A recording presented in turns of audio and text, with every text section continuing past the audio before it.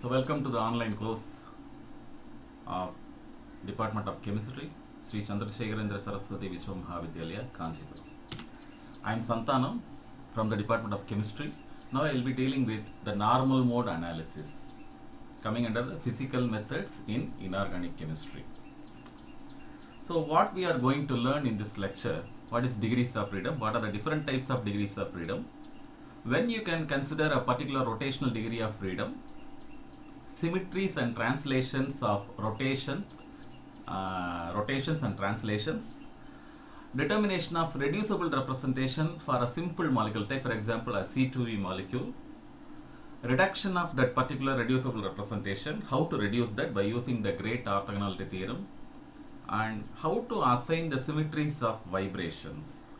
And when you say a particular vibration is IR active or Raman active, all these things we are going to see in this lecture. So what is the objective?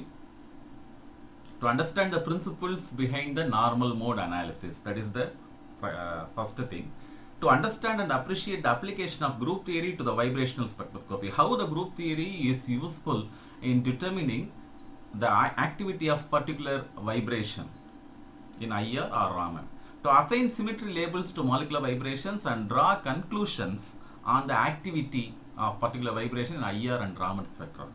So what are the outcomes? You should be able to understand the significance of group theory in vibrational spectra, how to use the character table for predicting activity of a particular vibration in IR or Raman spectroscopy, and what you should be knowing in advance. What are degrees of freedom, basics of group theory, symmetry element, what are the different types of symmetry elements, what are the effects of those symmetry elements, how to assign Mulligan symbols for a particular representation.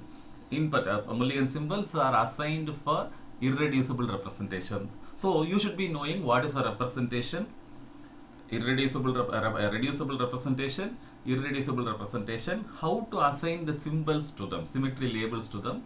Then what are the theories of IR and Raman spectrum, how the IR spectrum and the Raman spectrum arise. So those things you should be knowing. So first we will come to the degrees of freedom. So what is degrees of freedom? Already you have studied in the gaseous state about this degrees of freedom. Degrees of freedom is the number of ways by which a molecule can have energies. A molecule can move in straight line, which is known as a translation. It can move in three different directions, x, y, z, namely the Cartesian axis. And then the molecules can rotate about the three axes, reference axis we are considering, about x-axis, y-axis and z-axis. And then the molecule can vibrate. They can vibrate in different ways. Depending upon their structure, they can vibrate in different ways. So all these things will change the energy of the molecule. Or otherwise you can say that the molecule, a particular molecule can have energies by the virtue of their translation, straight line movement, by the virtue of their rotations, by the virtue of their vibrations. So all these things, what are the different possible translations, rotations and vibrations, all these things are contributing to the energy content of the molecule. So those are called the degrees of freedom. So for any molecule, if it is having n atoms, it will have 3n degrees of freedom. You consider a molecule which is having n number of atoms, capital N number of atoms, it can have 3n degrees of freedom. If n atoms are assumed to be independent, you consider a molecule, take for example the water molecule. Water molecule is containing one oxygen and two hydrogen bonded to it. So totally we are having 3 atoms. So what we are expecting is 9 degrees of freedom, 3 into 3, totally 9 degrees of freedom are expected for water molecules. So for each atom, you consider the molecule is not having any bond, simply the oxygen atom and 2 hydrogen atoms are there. Each of the atom is having 3 translational degrees of freedom. So for n atoms, there will be 3n degrees of translation freedom. So what will happen is, that is oxygen molecule can move in the x direction, y direction and z direction. Similarly, both the hydrogen atoms can move in 3 different directions. So totally there are 9 degrees of freedom. Okay, when you are considering the bonding between the oxygen and the hydrogen atoms, then what happens? Initially, we are considering the atoms are to be independent and they are moving independently in three independent directions. So, totally 9 translational degrees of freedoms are there. But when you are joining the atoms, even then, the degrees of freedom remains the same. The number of degrees of freedom remains conserved even when the atoms are joined together to form the molecule. But now, the degrees of freedom will be slightly different. Now what happens is, when you are joining the atoms by using the chemical bonds, the translational degrees of freedom, now it reduces to 3. Because the molecule, on the whole, the molecule has to move. Individually, the atoms cannot move. So totally, the whole molecule can move in either x direction or y direction or z direction. So only 3 degrees of freedoms, translational degrees of freedoms are possible. So only 3 degrees of translational freedom for a molecule. And other remaining degrees of freedom become the rotational degrees of freedom and vibrational degrees of freedom. So what we have to understand is, if there are n atoms in a molecule, we will be having 3n degrees of freedom. Of the 3n degrees of freedom, 3 will be translational degrees of freedom, Tx, Ty and Tz. That is movement, straight line movement along the x direction, straight line movement along the y direction, straight line movement along the z direction. So these 3 will be the translational degrees of freedom. Okay, now each of the atom is having their own coordinates, x, y, z coordinates. So in the case of water, you assume the water molecule, consider the water molecule, 3 atoms are there. So totally 9 coordinate vectors we can consider. So these 9 coordinate vectors can be taken as the basis. On the basis of these 9 vectors, we can calculate the character of 3n degrees of freedom. So we will calculate the character. I think you will be knowing that in a group theory, we are having the representation, and each representation is having its own character. We can calculate that character for 3n degrees of freedom. Now, the total character we can find out. For 3n degrees of freedom, what is the total character we can find out, and then you can subtract the translational degrees of freedom from that. So 3n degrees of freedoms are there. So now translation degrees of freedom, we are having 3 translation degrees of freedom. You can subtract that. Similarly, for rotation also you can deduce the character. That character can be subtracted. So totally 3n is equal to number of translation plus number of rotations plus number of vibrations.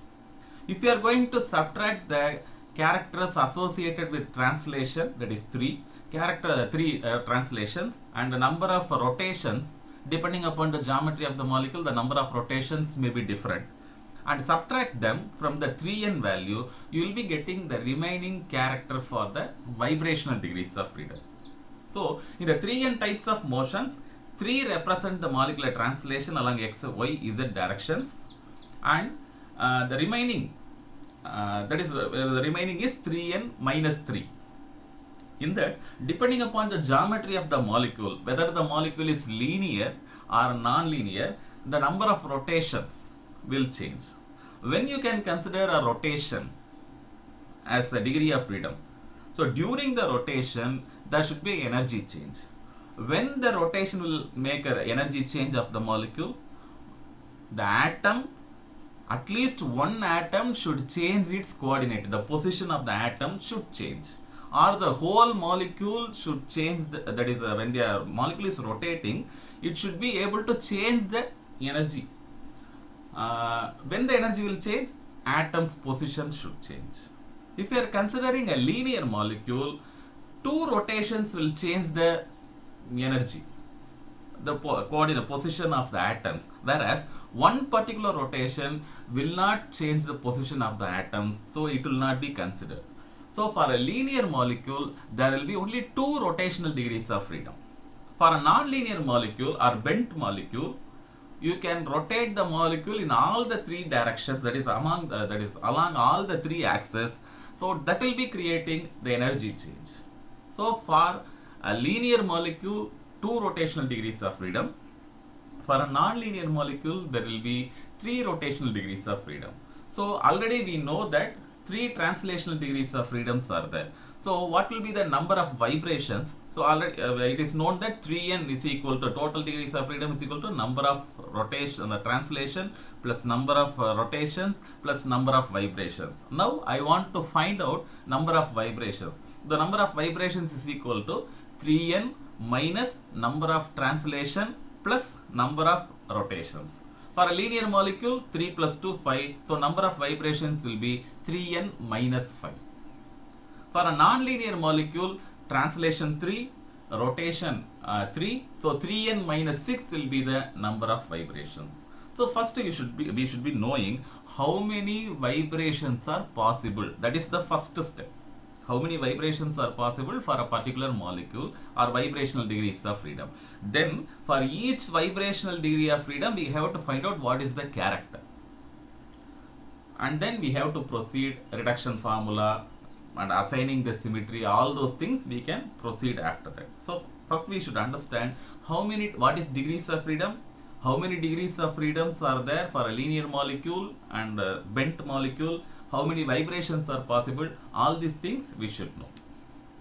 Now you consider the translational degrees of freedom. So I have taken a linear molecule, that is the carbon dioxide. It can move in the x direction, plus x direction and minus x direction. Then it can move along the z direction. Now it is showing the animation in the z direction. Similarly, the molecule can move in the y direction. So for whether the molecule is linear or non-linear, all the molecules can move in three different directions, mutually perpendicular direction, namely x, y and z.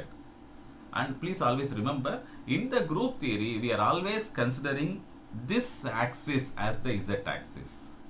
And this is as x-axis and this one as y-axis. In some other books, the notations will be different. This will be considered as y-axis and this is considered as x-axis. But majority of the books will be following this. The z-axis will not change. This will be x-axis and this will be y-axis. So here in this we have seen what is translational degree of freedom. And what happens? So now I have taken the water molecule. So the water molecule belongs to C2V. C2V point group. So what does it mean? C2V means it is having a C2 symmetry axis. Principal axis is C2, which means that when you are rotating the molecule to 180 degree, it is going to produce an indistinguishable orientation. And two mirror planes are there, sigma V prime. Sigma xz and sigma yz. Two mirror planes are there. So the molecule is now what's happening? That is the C2V is assigned, the point group is assigned when the molecule is static. Now what I am going to do is, I am going to consider the movement of molecule, and during that movement, I am going to apply the symmetry elements. What happens to that movement? That is what I want to see. So now we consider the molecule is moving along the x direction, Tx. So all the atoms are moving in the x direction. Now you apply the identity operation, that is identity symmetry operation. Identity means doing nothing. So nothing will happen. All these movements will be retained. It will be in the same direction. So it is symmetric with respect to the identity operation. The character will be +1. When that is the arrow marks, that is the movement is in the same direction, you are saying that it is symmetric with respect to this particular symmetry element and the character is +1. And then now I am going to consider the C2 axis, which is passing through the center of the oxygen atom, rotate it to 180 degree. So whenever you are considering the rotation along the proper axis of rotation, we are always considering the rotation in the anti-clockwise direction. Remember, in group theory, rotation is always considered in anti-clockwise direction. We are not rotating in the clockwise direction. So when you are rotating this molecule to 180 degree in the anti-clockwise direction, then what will happen? These arrow marks, that is the movement of atoms in the right hand side, they will become movement towards left hand side. So I am rotating this molecule along this axis. So all these arrow marks are reversed in direction. So now it becomes, you are able to see the difference. So it is anti-symmetric with respect to the C2 axis. So it is minus 1. Its character is minus 1. Now you consider the sigma xz, that is the plane of this screen itself. So sigma xz, it is a mirror plane. So when you are seeing the movement of these atoms, that is the molecule in the zx plane, you will be seeing that in the mirror plane also there will be a molecule moving in the same direction. So the arrow marks are in the same direction. You will not be able to distinguish between these two. So it is symmetric, plus 1. And then sigma yz, here a plane which is perpendicular to the screen. So I am keeping a mirror plane here. Then what will happen? The molecule moving in the right direction will be appearing in the mirror plane as a molecule moving in the left direction. So it is anti-symmetric. So here symmetric, anti-symmetric, symmetric, anti-symmetric. Plus 1, minus 1, plus 1, minus 1. So like this you can find out for, here I have taken only the translation along the x-axis. Similarly you can find that symmetry for translation along the y-axis, translation along the z-axis. So instead of considering molecule like this, that is individual atoms and their movement, I can consider simply a single arrow mark. Consider like this, movement along the x direction. What happens when you are operating the symmetry element E? It becomes the same direction. The arrow mark is not reversed, because when you are having a more complicated molecule, individually considering each atom and their movement will be difficult. So simply we say that whole molecule is moving in one direction, that can be represented by a single arrow mark and operate the symmetry operation. When you are operating the C2, what happens? It is reversed. The arrow mark is reversed. And sigma xz, this is the xz plane. So how it will be appearing? The molecule is moving in this direction. Its mirror image will also be moving in the same direction. So it is also symmetric. Then you are considering the sigma yz plane. How it will be appearing? The arrow mark is moving in the right hand side, and the arrow mark which is appearing in the mirror plane will be moving in the left hand side. So it is anti-symmetric. So now the Tx, it is conserved in the same direction on operating E. With C2 it is reversed. Sigma xz it is conserved. Sigma yz it is reversed. So when it is symmetric, you are giving plus 1. When it is reversed, it is conserved means plus 1, we say that it is symmetric. When it is reversed, we say that it is asymmetric or anti-symmetric, and then character is minus 1. For each we are assigning like that. So you are getting a B1 representation. This is the Mulligan symbol. How you are getting this B1? In group theory, you know that what is the character for E? If the character for the identity operation E is 1, it has to be either A or B, non-degenerate. Okay, so otherwise you can say that it is singly degenerate condition. So the singly degenerate representation, non-degenerate representation should have the symbol labeled as A or B. If it is 2 here, it should be E. If it is 3, it should be T. So here you are getting E. Whether it is symmetric with respect to the principal axis, then we have to give A. If it is anti-symmetric, we have to give B. So see here, with respect to E, the character is plus 1, symmetric. So it should be either A, that is 1. So it should be either A or B. Since the representation, this Tx, is anti-symmetric with respect to C2, it should be given, that is minus 1. So it should be B. Then sigma xz, a plane which is containing the principal axis, that is sigma xz, the primary mirror plane. Here it is plus 1, so it should be 1. If it is anti-symmetric, it should be given 2. So why you are getting B1 here? It is because it is singly degenerate. E is having the character 1 and C2 is having the character minus 1. Sigma xz is having the character plus 1, so it should be B1.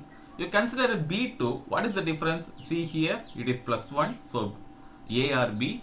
Since it is minus 1 with respect to C2, it should be B. And here you can see these both are same. And what is the difference? Sigma xz is plus 1 here, here it is minus 1. So you are assigning B1. If all of them are plus 1, it belongs to A1. So A or B, and C2 with respect to we are getting the symmetric plus 1, so A, and sigma xz also it is giving a symmetric orientation, so it should be A1. So for water molecule, we have assigned the symmetry labels for Tx, Ty and Tz. They belong to B1, B2 and A1 symmetries. And then now we are going to consider the rotation of water molecule. Since it is a bent molecule, all the three rotations will change the coordinates of the atoms, and definitely it will lead to the energy change. So three different rotations are possible for a molecule, for the water molecule. So now you consider the water molecule rotating in the anti-clockwise direction, that is along the z-axis I am rotating. When I am rotating along the z-axis, the molecule is rotated here, I am operating during the rotation, I am applying the symmetry element. I am not going to do anything. So this rotation will again appear like this. So it is symmetric with respect to E plus 1. Similarly, when you have to rotate it through the z-axis, that is C2 axis, again C2 axis and z-axis are same. So it is not going to change. So C2 also plus 1. Then sigma xz, this is the sigma xz plane. So what will happen? Sigma xz plane, how this rotation will appear in the sigma xz plane. So this is the molecule rotating, and how it will be appearing in the sigma xz plane. So if it is rotating in the left to right direction, that is in the clockwise direction, if you are considering, it will be appearing in the opposite direction. So in the mirror plane, it will be appearing in the opposite direction. So here it is plus 1, and here it becomes minus 1. Similarly, you can consider the sigma yz plane. So how it will be appearing? So how the molecule rotates? It will be appearing in the opposite direction. So again, here also the rotation will be reversed. So plus 1, minus 1 and minus 1. Similarly, here I have considered only the z-axis rotation. You can consider the rotation along the x direction, rotation along the y direction, and assign the symmetry elements. So assign the character for each of the symmetry element. And you can consider the rotation, or simply you can consider the arrow mark which is representing the rotation along the x direction or y direction or z direction, assign the symmetry elements. You will be able to find out that for rotation along the x direction, it is belonging to B2. Rotation along the y axis, it belongs to B1. Rotation along the z axis, it belongs to A2. So now we know for a bent molecule like water, translations and rotations and what are their symmetries we know. We can subtract them and find out what are the remaining vibrations. For each vibration, we have to assign the symmetry elements. So we will continue in the next lecture how to find the symmetries of the vibrations. How we are getting that? How we are getting the total character with 3n degrees of freedom. From that, how we are getting the rotational, that is vibrational symmetries of vibrations of the water molecule, and then how to find out their activities we can see in the next video. Thank you.